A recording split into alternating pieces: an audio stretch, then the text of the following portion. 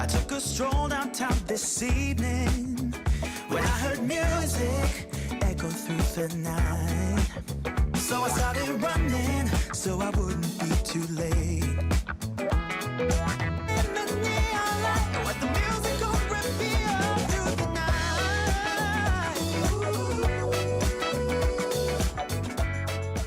night.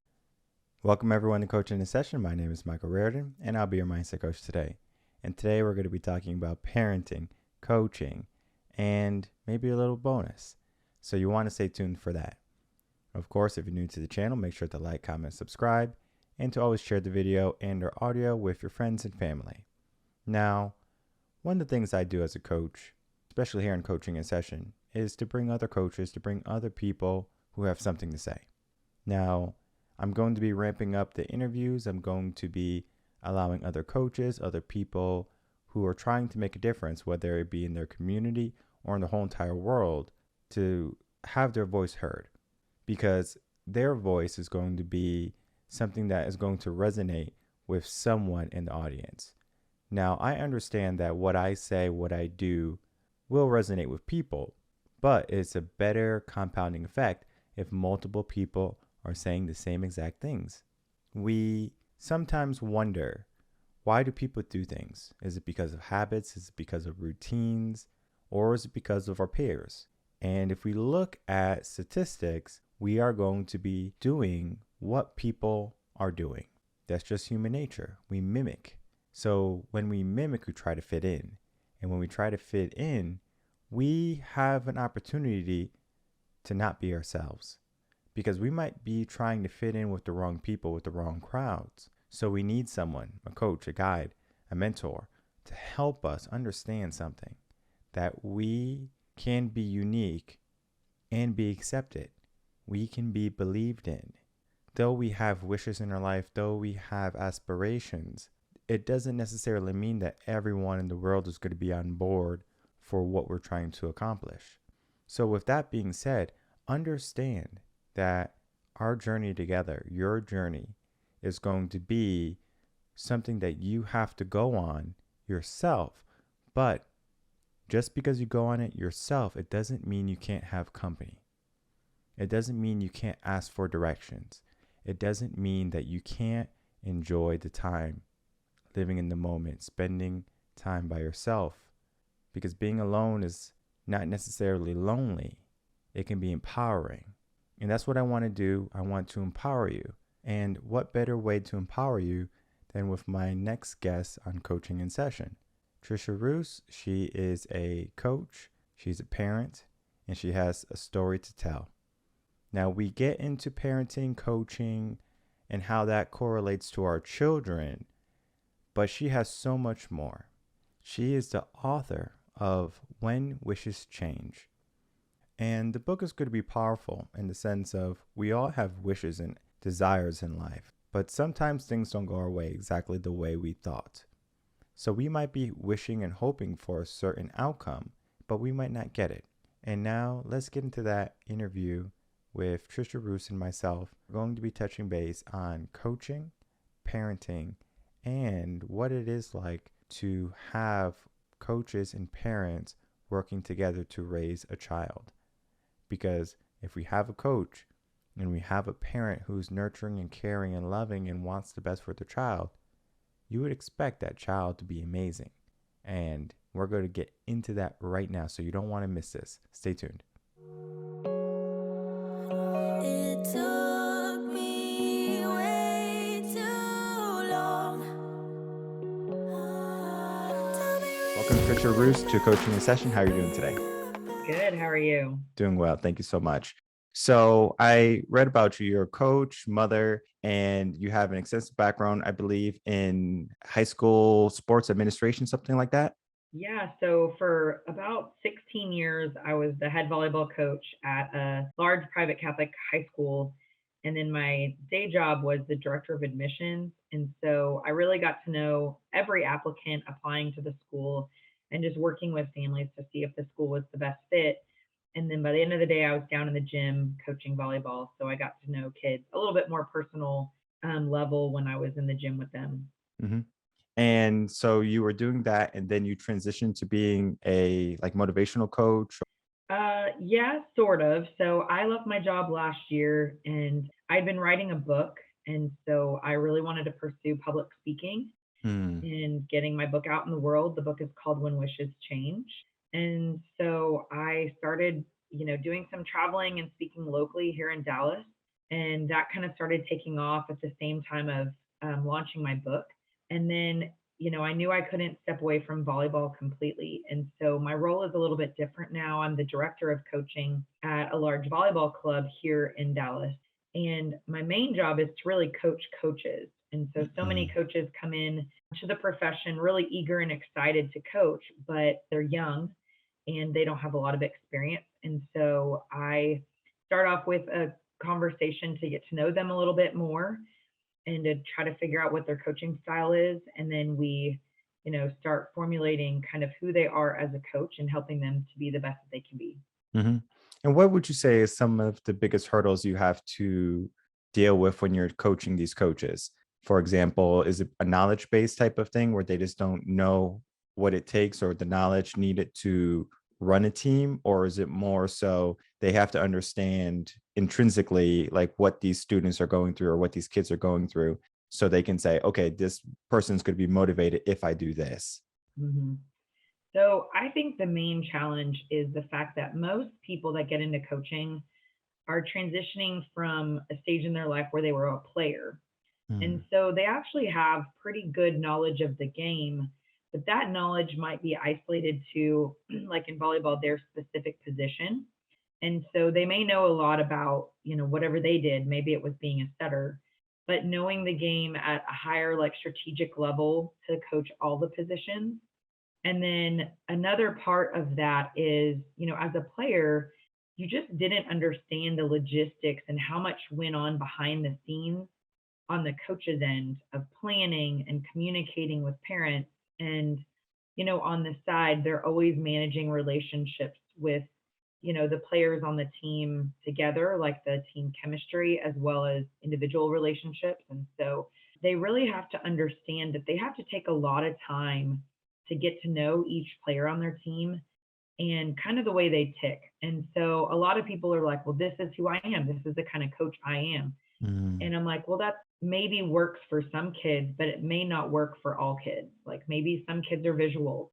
And so you need to be able to show them, what that looks like. And they just have to learn what their style is, but also learn other learning styles so that they can speak to all different kinds of athletes.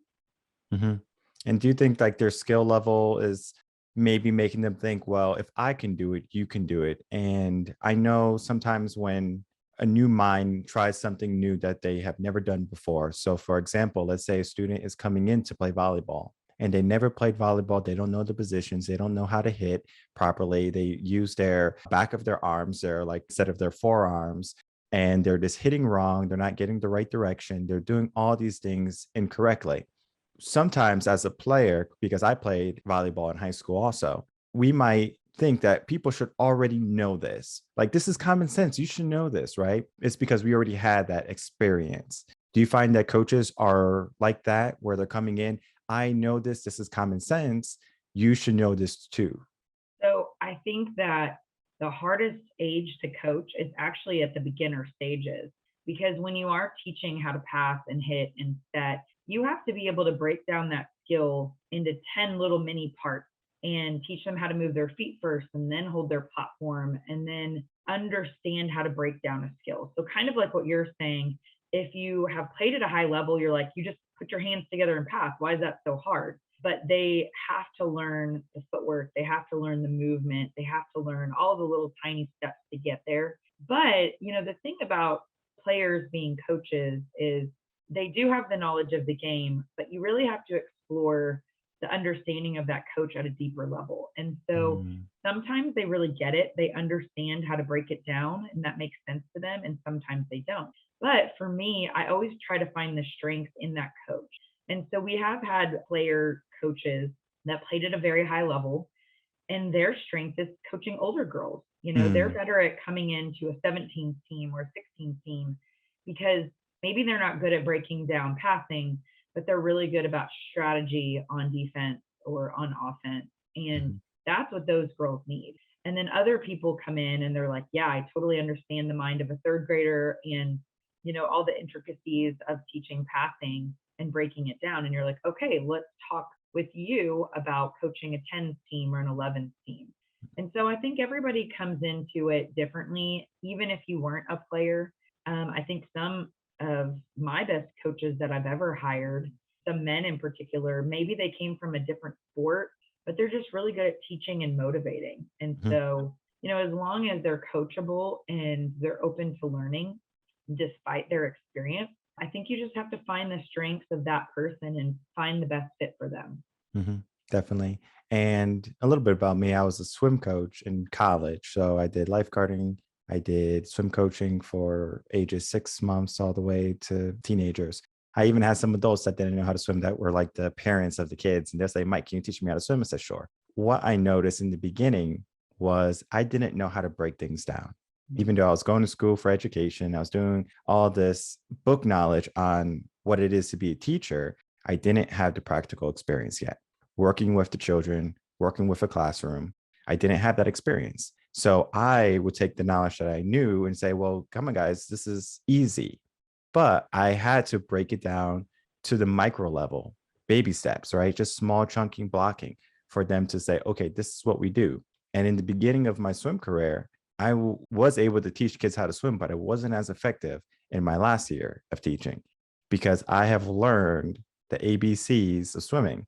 It's not just, all right, let's move our arms and our kicks and we're moving across the pool. It's so much. It has to be perfecting the kicks, perfecting how the body moves, the arms, everything. It's all basically like a dance. So we learn everything, but I had to learn as a coach to break things down. And I think that's so important for a coach to realize that, yes, we have the knowledge base. Yes, we have the skills, but we have to know how to break that down for children, especially because in a sense, those children are just experiencing everything for the first time. That's interesting. At the same time, we use our wisdom, our knowledge, or common sense to try to steer them in a certain way. For example, there's a story of a child who's walking with their parent, and the parent sees a puddle, and the parent moves the child away from the puddle. So the kid is not jumping in the puddle, getting all muddy and dirty, right? But it'd be a headache for the parent, right? Well, now the kid has wet boots, wet socks, but now that child doesn't know what it is like to splash around in a puddle. We know what that feels like. We know about the wet socks. We know about it being cold if it's in the winter months, but do they know, right? So we're stripping away things from them just because we have a knowledge base or we have a wisdom set on that. And that leads us into being a parent, right? Like we can be a coach, we can teach kids, but when it comes to being a parent, right? Because you're a mother, correct? Mm-hmm. How does that correlate? We know how to break things down for our team. We know how to break things down for our coaches, the people that we're sending off to teach other students. But do we know how to allow them to be themselves, be free, charismatic, and to learn through the world and their environment? Yeah, that's a good question. So I think it kind of has two parts. Sometimes parenting is completely different. And you think, like I thought as a coach, I've worked with teenagers and young kids my whole life that parenting would be easier. But it's different when it's your own kid. And at the same time, I can say that coaching has significantly helped me as a parent. And so, for example, I know in coaching, and this has maybe been a little bit more because of this generation of kids, they want to know the why. They need to understand the why, just like you said with the puddle. I'm really good at breaking down the why I'm teaching you this so that when I teach them footwork, I'll say, well, give me an example of why I'm teaching you this. Like when in a game would this be applicable for you? And so we talk through the why. I think that translates really well to parenting. It's important for your kids to respect you and they should just listen to you because you're the parent. Like, go brush your teeth, go do this, go do that.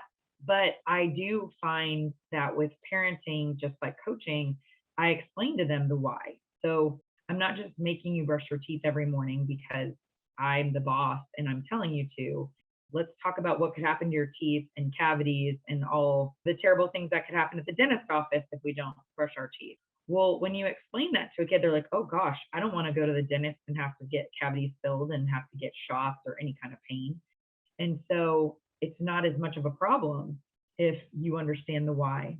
And sometimes I think parents especially think, well, they should just do what I tell them to because I'm the parent. And I agree that they should respect what you're saying, but I do think that it really helps kids to behave better and to respect their parents better when you can talk to them about why you can't just run across the street without looking. I mean, I live on a pretty busy street and we're friends with our neighbors. And, I've had to be really bolt across the street without looking, or if a ball goes in the street, why? And that's been really ingrained in their head. And they still, like any kid, they'll still whine about brushing their teeth. They'll still slip up a little bit. But I do believe it helps when we understand the why.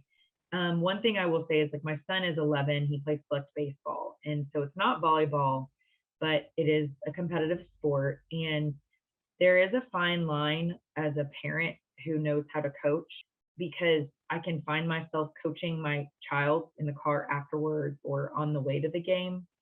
And I find myself applying some of the rules I've told my parents before of kids that I coach, in that after a game or tournament, you don't talk baseball. We don't talk. I tell them, don't talk about the game.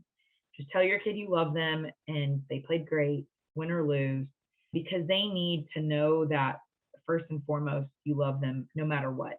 You're not mad at them because of their sports performance. But it is really hard because I do love coaching and instructing, and sometimes that can come into my personal life with my kids. But I'm finding myself almost coaching myself. Like, what would I tell a parent of a kid and what's best for the child, and then applying that to myself.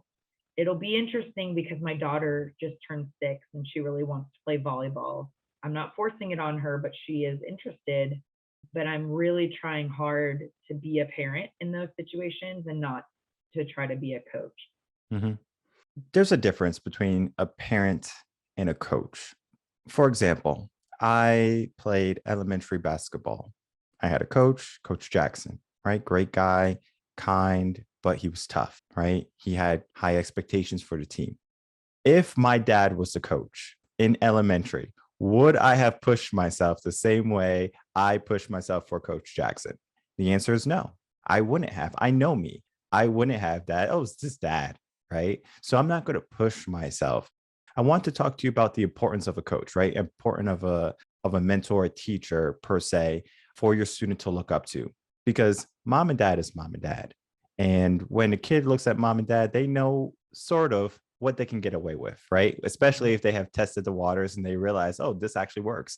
And now they're super intelligent when it comes to that. They can say, okay, well, mom doesn't like when I do this. So when I'm upset with mom, I'm going to do this. And so they get you upset, or they know the right words to say, or they know the right people to talk to. For example, if mom doesn't let me drink soda, grandma or grandpa will let me drink soda. So they know the right people. They're super intelligent when it comes to that. They know how to get the things that they want. Yep. But when you have a coach that has the expectations for a sport, an activity, or a teacher for a subject, this is what we're going to do. There's no ifs, ands, or buts about it. But sometimes for parenting, there's going to be ifs, ands, or buts, because the kid's going to say, Mom, I'm so upset with you because you said this to me, or you didn't pick me up on time. It could be the littlest thing. But when it comes to teaching or coaching, hey, that coach is going to do what they're going to do, and you better do what the coach is saying. Otherwise, you're not going to be in the game, right? Especially for me, it's like, yeah, he tried to rotate the people, but the people who put in the work, put in the effort, those are the people who got playtime. So when we're talking about the difference between parenting and coaching, what are some of the biggest differences that make a coach and a parent a parent? Well, I have coached my own kids, and I have also had others coach my kids. And I think the biggest difference is, you know, kind of like what you said, when I was coaching my own kids, it was really hard for them to like draw the line. But there needs to be that line. And I knew, when your kids are little, it's like parent volunteers are the coaches. And I'm like the token coach. And so I was always assigned. But I knew, especially with my son in baseball, I did not want to be the coach of his basketball team, his baseball team, whatever team, because we needed to have a line. I needed to be the parent, like you said, that enforces the rules at home, but make sure he understands unconditional love for him, no matter his performance.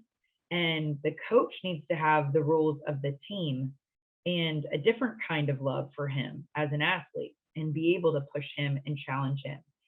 And, just yesterday we had a baseball game in the morning and then we had a break. We won and we were going to the semifinals. And so me and some other parents took the boys to lunch. Well, of course, they all want to drink soda. But for us, we were able to say, well, we know that coach does not allow you to have sodas in the middle of a tournament. So you can have water or something else. And they were able to all, yep, you're right. Coach said this, and we're not allowed to have that. Mm-hmm. But sometimes as a parent, when you're like, no, you can't have ice cream or you can't have this, they're going to whine more. They're going to fight you more. But they know that with coach, these are the rules. And this is where we can we mess around and where we can't mess around. And one of them is, what they're eating and drinking in the middle of the tournament. And I appreciate that. I appreciate the fact that coach has rules and expectations about what time they have to be there and their warm-up procedure and all of those things. I do believe that coaches have a whole different level of authority than a parent in that world. And for years, even before I was a parent, I would have parents call me, be like, hey, I'm trying to get so-and-so to focus more on academics, but she keeps blowing off her homework for practice. So I would have to step in and bring that kid in my office. And a lot of times I remember in the back of my head, I was like, man, what is wrong with the parent? They can't enforce these rules. But really, they were just asking me to help reinforce, what they want for their kid. And they knew that I had a different kind of relationship with their child than I did, and that I could assist them essentially as a parent in helping make sure their kid did what they were supposed to do. And now that I'm a parent, I find myself doing that in my son's baseball coach, right? I mean, I've talked to him and I'll be like, hey, Cameron was really hard on himself about his strikeout today. Do you mind talking to him? And the coach doesn't mind at all. He wants what's best for Cameron. And so he will pull him aside at the next practice and be like, hey, man, you got it. Or work with him about his technique and form to help him improve. And so it's really interesting because as I became a parent, I started to see how that parent-coach relationship works. We're all a big old village trying to take care of our kids. And I just have a better appreciation for that now. Yeah. I understand the concept of having a village raise one child because everyone's going to have a piece in that child's development. And you're going to have good people, you're going to have bad people, but you need both. You need everyone so that child can see. And I think one of the most dangerous sayings that a parent can say is, I want to give my child a life that I never had. Because the life that you had made you who you are. So if you don't like who you are, then of course that's going to be a mindset journey. Then you have to go on that journey to self-betterment, empowerment, basically. Challenge, right? Challenge is going to be one of the best lessons for any student. When they face a challenge, they have to show up. They have to learn how to deal with that. We're living in a society where many children choose not to take the challenge, whether they're on a sports team, whether they're in school and they can't get a subject right. They just want to quit. They just want to give up. Is that something that you see often when you're dealing with your children, or that you see in other children when you go to sports games and tournaments? Oh, absolutely. I think that there's a fear of adversity. There's a fear of failure. And, a lot of that comes from, I believe, their expectation of themselves to be perfect. And if they can't perform perfectly, they might as well not perform. The hardest kinds of kids to coach are those that are very high academic achievers. And the reason is that they know that if they study really hard, they can make an A on a test. They can, make 100 on a test, whatever. But sometimes in athletics, you could try really hard, but someone may still be better than you. You could try really hard. You could try and put your best foot forward and work your hardest, but still lose the game. Maybe the other team has just had a better day that day. And that's really hard for a high academic achieving kid because they're like, wait a minute, when I work hard and try hard, I'm supposed to always be successful. And that is not the magic formula for sports. And so I think in sports, the mindset needs to be if you work really hard and try your best and challenge yourself, then you just won't have regret. You'll be able to say, I put it all out there. I did my very best. We walked away and didn't win, but at least I did everything I could and I didn't hold back. And that's the unfortunate thing is over the years, I've coached kids that I've watched hold themselves back on purpose because they're too afraid of failure. And they're too afraid that if they try their best and lose still, that they are not worthy of calling themselves an athlete or being a volleyball player, or whatever it is. And I see that in my own kids. My son is very, very academically gifted and sometimes has that problem. And especially him playing baseball. It's a sport where having a batting average of 400 is like really good, which means you're only getting on base 40% of the time. So it's really hard. I can see him as he's a young athlete developing to accept those failures and still see progress and still see successes. But my daughter is, she just turned 6. She's able actually to like self-correct and pump herself up, and she loves challenges. And maybe that's because she has an older brother and she's always put herself out there with older kids and tries and probably fails most of the time because they're bigger and stronger than her. I don't know if it's a birth order thing or if it's just something you're born with. But at the same time, whatever kid you have, the mental training is a muscle. I mean, you have to train that muscle in your brain constantly to think positively, to see the best in yourself, to work on visualization. There's so much that goes into the mental training of an athlete that I think we overlook and we underestimate because it's all about that mindset and how they see themselves and how positive they're thinking and ultimately what the outcome will be. So, I think for too long, we've expected perfection and we put such an emphasis on winning. And as a coach who has won a lot, I've won 5 state championships and I think my team's won 80 something % of the time. It was hard for me in years where my teams weren't winning as much. I even saw myself, I'm like, well, am I not as good of a coach as I was last year when we did win more? But I've had to retrain my own brain and say, no, I'm doing everything I can. Maybe we just don't have as much talent, or maybe the competition just got stronger. And as long as you see progress over perfection, that's still a win. And I've had to train myself as a coach to see that in years where we weren't winning as much. And so, I think the best that we can do for our kids as a coach or as a parent is just tell them we love them no matter what, and tell them that the best they can do is work their hardest so that they don't have regrets. I think that they will be able to release some of that pressure on themselves for being perfect. I believe having a strong positive mindset is essential, whether you're a janitor or whether you're a high performing athlete. You can learn to love what you do, whether it seems remedial to other people. To you, it could be everything. But when we put ourselves in a role, coach, parent, child, is there a perfect, well, maybe not perfect, but is there a mindset that's going to be more appropriate for that given person? So for example, a coach might have to be patient, right? I have to understand patience with my students. They're learning things for the first time.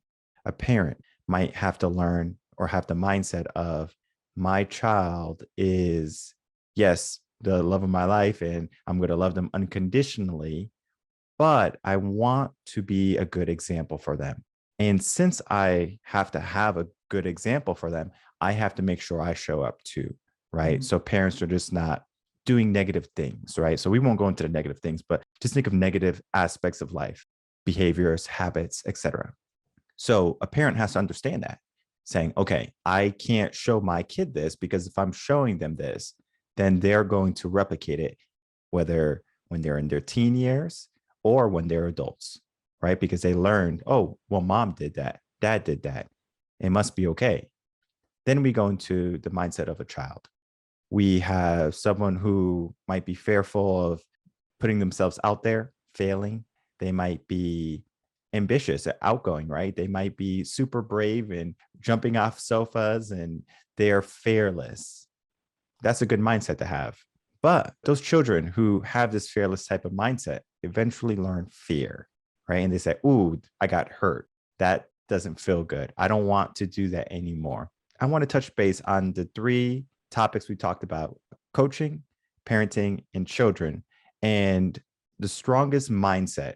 And it could be several, of course, because there's so many variations of a strong positive mindset that we can possibly have. But in your opinion, what would be a strong mindset for a coach, a parent, and a child? So I think what coaches have to do to a certain extent is be a chameleon. And so you have to be able to manage your expectations based on who you are coaching.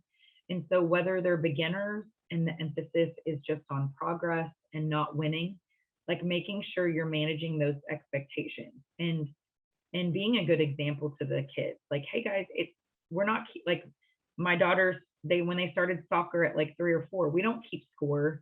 We're just teaching them skills. We're not teaching them to win. We're just teaching them how to kick a ball, right? But then I know that I've had teams at the highest level in high school sports. I mean, we can make an expectation that we're out to win state this year. And everything we do in practice has to show that you have that expectation. So we can't mess around and goof around and take off the focus of our form and technique. Now, there's a fine line. It doesn't mean if you don't win a state championship, you're a failure and a disappointment. But our goals are high and we have high expectations because we know that you are capable. And I think when you show kids how much you believe in them and how capable you believe that they are, like they're going to start believing in themselves and showing their capacity, and they're going to start pushing their limits and exceeding expectations. And so I've been on both sides of the spectrum. I've coached 3-year-old soccer players where we didn't even talk about winning. And then I've coached 18-year-olds where we did talk about winning a state championship was our goal. Because if we push ourselves and, perform at that level, we can do it. And I also think that as a coach, a big thing besides managing your expectations is that patience you talked about over time, like knowing there's going to be bad days and good days, but like as you slowly progress, you're going to get there, you're going to reach your goals. Back to kind of being a chameleon, you do have to really get to know the kids on your team and push kids differently. Could get in this kid's face a little bit more and be a little bit more intense with them as a coach. And maybe they desire that. And maybe that's what really gets them going. And another kid, I have to understand that approach does not work at all. Like I can't raise my voice at all or talk to them that way. And so I think those are the really important things as a coach. As a parent, I think that your job is to support their goals and dreams any way you can. And so if your kid needs a day off and they need a little bit of a mental break, support them. Don't push them past their limit. Give them a day of rest. And sometimes that might mean just kind of laying around and, they may want to just be on a device a little bit, but, sometimes that's okay if it's within moderation. I think as a parent, you also, again, have to just show your love. And my big thing with my kids is respect for their coaches and for their teammates.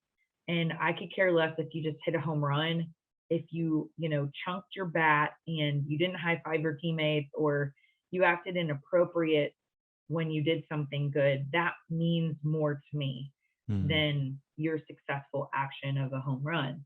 And so I really monitor the behavior of my kids. Our son knows that if he strikes out, he can't throw a fit and like put himself in a corner in the dugout. He still needs to be engaged in the game. And that means more to us than the strikeout. And so I think like letting your kids know and proving to your kids that their behavior, attitude, work ethic mean more than the winning and, the runs, the kills, or whatever your sport is. That's the way that you should be modeling your behavior. And then for kids, like I said, I mean, for children, I talk a lot about respect I talk a lot about integrity. And so when I'm coaching and I say, hey, you have this many reps, you have to pass 50 times back and forth, it's important for them to know that if they're cheating themselves. Mm-hmm. And integrity is a really big thing. Attitude, win or lose, it means more to me when you lose, how you treat your opponent. I'm going to still shake their hand. I'm going to still say good game. Of course, you're going to shake their hand and say good game when you win, but are you still going to act with respect and integrity and have a good attitude when you lose? That's really important. Teaching them to have grace for themselves and allow themselves to fail and be able to pick themselves up is really important. So I think that, all of those things go hand in hand. The parents need to work with the coaches need to work with the kids, the parents need to be able at home to help reinforce what the coach is teaching. We all have to work together, but you're right in that everybody kind of has to have different roles and you're at different stages of forming that athlete. But at the end of the day, we just have to support our kids, and parents really need to do a better job of supporting the kids' coaches and not bad mouthing coaches when they come home or in the car Mm-hmm. and saying things to their kids about the coaches that are inappropriate, because then that child will start behaving disrespectful to their coach, and that never works. Right. So I think that's really important too for the parents to model that behavior. Yeah. And then your child is going to learn exactly what you're emanating. If you're talking negative about people, I guess talking negative about people is okay. So if someone does something inappropriate or wrong in our eyes or in our determination, then we can badmouth them. And that's just going to lead to people not wanting to work together. Because if I don't like this person, why am I going to work for them? Why am I going to push myself for them? Because in a sense, the team is pushing for the coach. And also in a sense, the team is working collectively for that victory, for that win. However, if you have students or team members on that team who are just an anchor per se of negativity, of hate per se, they're not going to give 100%. And I find as a coach, when I was a teacher, I had to give 100% every single day, regardless of how I felt. Even if I was tired, even if I didn't want to show up, I had to show up every single day. And as a coach, I said, I have to show up. As a teacher, I have to show up. And I'm on the way to being a parent. I have to show up every single day. And if I don't, they're going to see that. The children pay attention, right? Because one of the biggest areas where they learn is looking at their environment and their behavior around them. So if they look at the behavior of coach or mom, that's what they're going to learn. If they look at the environment of the household, that's what they're going to learn. So it's important for parents also to make sure that their home is going to build the child and their mindset to be positive, nurturing, caring, and then ambitious too, because we want them to go after more. We want them to be successful. But at the same time, we have to allow them to face challenge, face adversity, and then to work things out in their own mind. Because yes, we might have the answers, but do we have their answer? And it's important for parents to understand that, especially coaches too, because we might have not had that experience because our world is different than their world. They have cell phones. Everyone has cell phones, it seems like. I know a 4-year-old who has a cell phone. So it's like, wow, it's like when I was 4 years old, I don't even think I had any electronics, but now it is common, right? They know how to turn on the TV. They can watch Netflix or Disney Plus or whatever TV they watch. They can do that without mom or dad needing to help them. They can just do it. Boom, they're watching a movie now. So it's a different world. I wanted to go outside, go to the park. Now they're like, well, it's pretty comfortable inside this house. I like it. And they're being comfortable. And I'm not saying that comfort's a bad thing, but at the same time, live a little bit, right? I think that's going to be important for coaches to push them. And then also parents to make sure that the kids are just not staying in the home all day. Yeah. Whether they go out and they do a sport or whether they just go out to the park and they interact with other children, that's going to be powerful too, right? Because then they're learning more so than just their environment. And I'm a huge advocate of making sure people have a surplus of knowledge that they can gain from. So if it's from the park, from soccer, from baseball, from volleyball, all of those things are going to just help your child have more experiences and then be better equipped for when they become adults. Because I find that the students who have low expectations, they aim for those low expectations in life. And then as adults, it reflects it. I've been teaching for 12 years. So, like the students that I had when they were 5, now they're teenagers, right? They're going to be coming up to 18. Some are already driving. I can see how they were as a young child to how they are now. It was almost like, okay, this person's going to be good. This person's lazy. So let's see how they turn out. And now I'm seeing that. So, of course, parents, make sure that your child is not taking the easy road, making sure you're giving them as many experiences as possible, because we want them to be successful. We want them to be ambitious, but at the same time, we don't want to burn them out. We don't want to stress them out, because the schools do that already enough, with all the standardized testing, with all of the hoopla that's going on. There's a lot of things, a lot of stress that's happening in schools that parents don't necessarily see, because we send the kid off to school and the kid has to deal with that stress. Bullying is the thing, right? Now, the parent might not know their kid is getting bullied unless they see it happen. Like if they go to pick up the kid and then something happened with another student, and then you're like, oh, wow, my kid's getting bullied. You see a text message or something like that, kids getting bullied online, social media, then we're starting to see they have stress too. And the last thing I want to talk to you about is stress, right? Stress from the coach, stress from the parent, stress from my peers. All of that is on that student or on that child. How can a coach, how can a parent help with that stress? Because in a sense, if we look back at when we were younger, we had stress. It's just different. Now we have adult stress. We have, okay, I got to make sure I pay the bills sometimes. So we have lights. I have to make sure I go grocery shopping. So we have food to eat. That's a different type of stress. Now, I'm not saying it's so stressful where we're like, oh my God, I can't do this, but it is a stress that we have to deal with. So Yeah. stress management from coaching, parenting, and how the child's going to deal with that. Well, I think with kids, being in select sports at a much younger age and constantly in competition, there is more stress. It's a different kind of stress, like you said, on these kids than what we experienced, because that wasn't as prevalent as it is now. On the Today Show, they were just talking about how another student athlete committed suicide.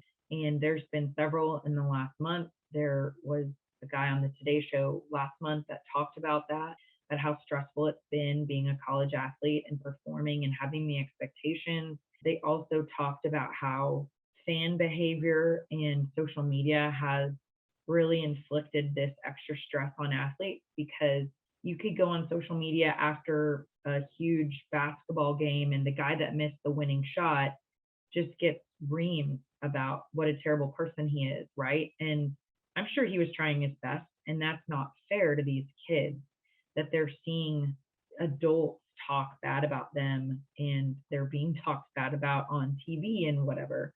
And so that's why I think that how we develop our confidence and love and teach them that it's really how hard they work and their attitude that means more than the wins and losses, can prepare them better for the nasty world that unfortunately we live in, where athletes are reamed based on their performance.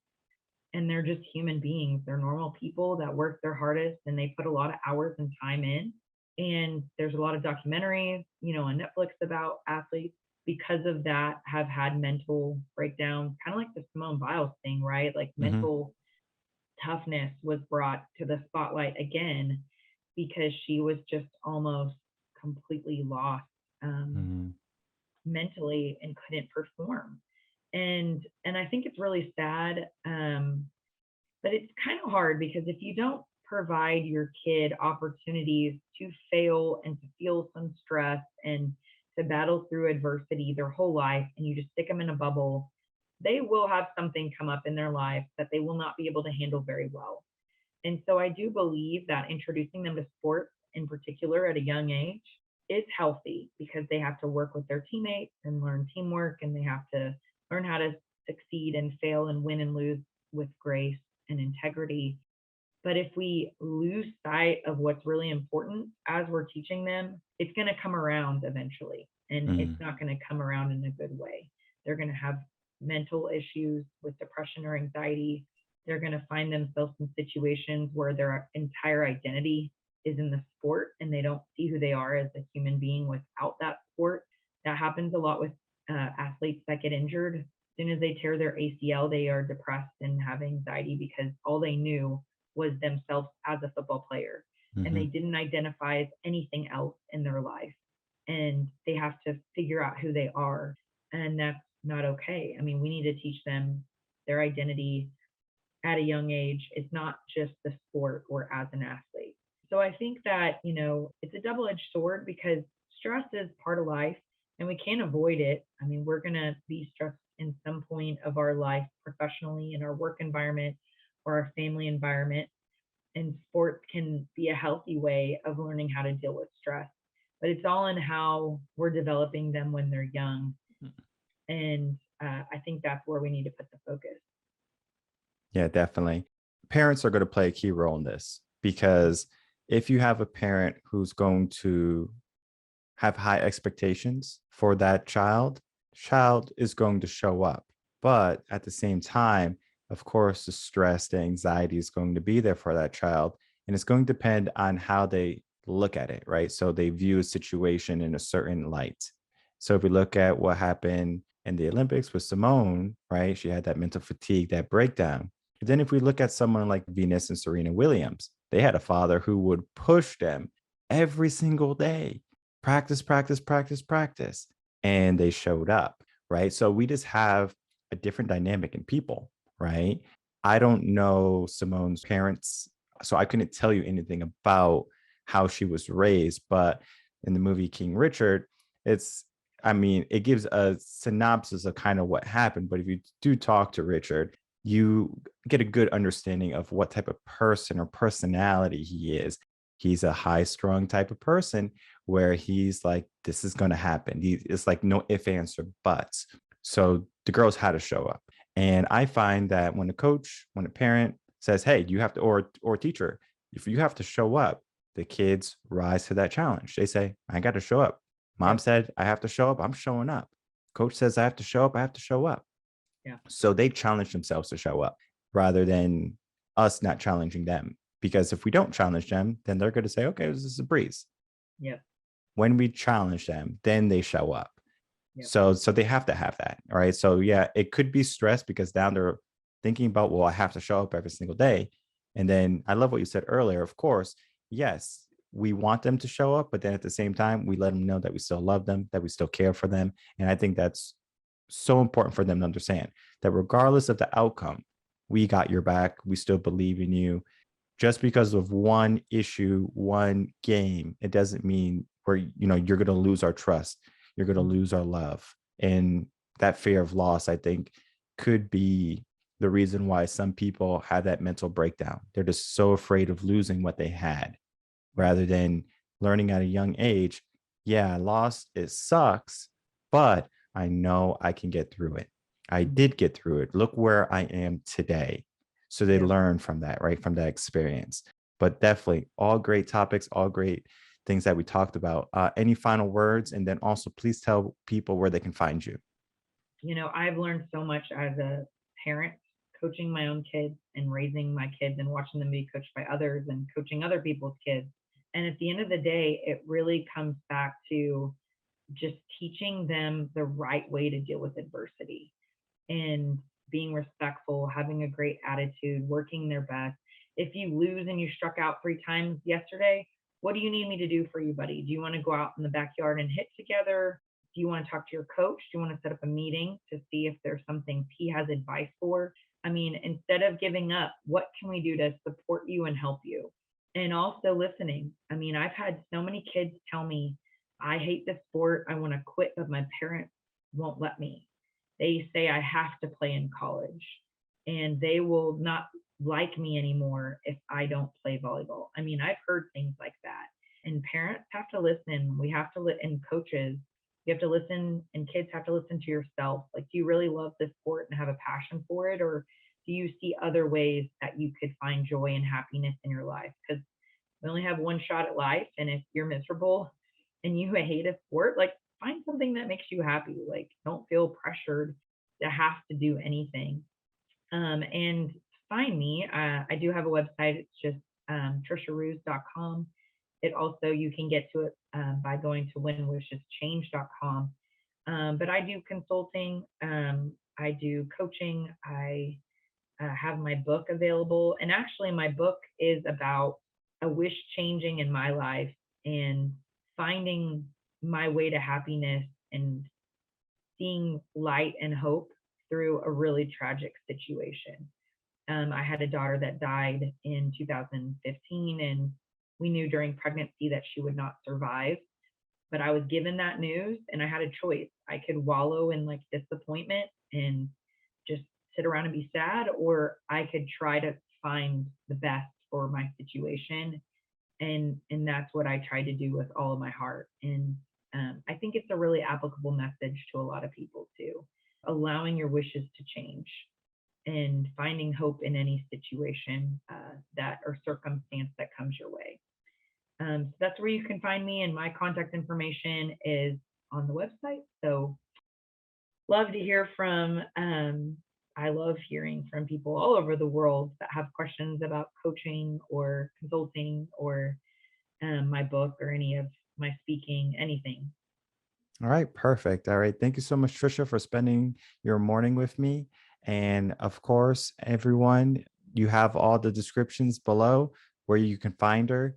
I encourage you to reach out if you have any questions about parenting, coaching, or her book and her experience in that rough time in her life, because parents go through that sometimes and they don't know where to go. They don't know who to go for help. They tough it out by themselves. And I encourage people, if you're going through a hard time, don't tough it out by yourself. There's going to be a resource. There's going to be someone who has went through that, who can help you and be a support system, because we are all here to support people. We're all here to make sure that people can be in a better place, especially as a coach, a speaker, and as a parent. All right, everyone, Tricia Roos.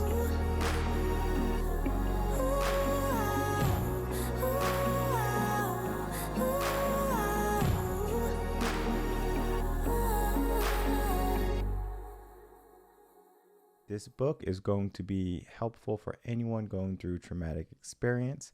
However, you have to understand. Now, of course, it can also be valuable for people who are neglecting time. They don't allow time to be a factor in their life. So we want to make sure that the time is going to be used properly. You have to understand whether you're a coach, a parent, or a kid.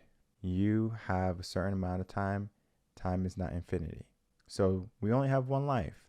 We have to make sure to live it. So of course, if you're looking for help, if you're looking for advice, if you're looking for words of wisdom, of course, head over to revenconcepts.com. Always check out the guests from past episodes of Coaching in Session, and you're going to find a wealth of knowledge from going to their websites, from reading their books, articles, blogs, learning how to be mindful, learning how to be more powerful, omnipotent in the way you think and the way you act in life. And if you need support, we're all a click away. So don't allow finances or uncertainty to play a role in why you're not getting the help you should be having. Go out and get it right now, because there's no time to waste. So we have to make sure we use every second we have. I understand I'm not going to be everyone's cup of tea, but I'm not trying to be everyone's cup of tea. I'm only a cup of tea for those people who would like to try. I'm not here to say, oh, my cup of tea is the best cup of tea.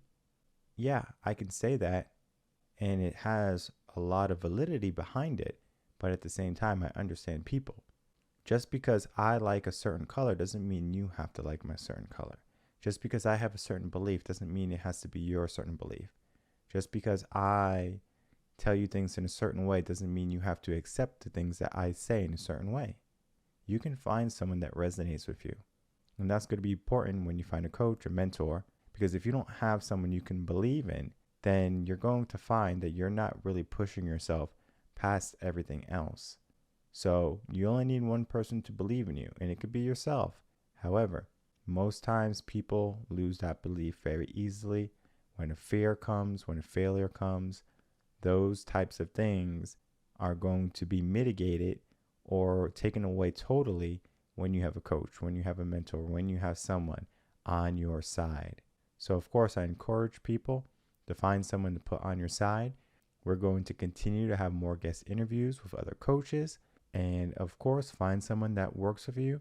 You can always head over to revenconcepts.com, sign up for a consultation, and then we'll get you going. I strongly urge you to figure out what works for you, figure out what you want in your life, figure out what you need, and then make your choice. Because there's so many wonderful coaches in the world, and Tricia Roos is one of them. And all of my guests in the past that have been on coaching and session are powerful, wonderful, and going to offer so much insight in your life and in your future. I will see everyone in the next episode of Coaching in Session. Until then, everyone, take care.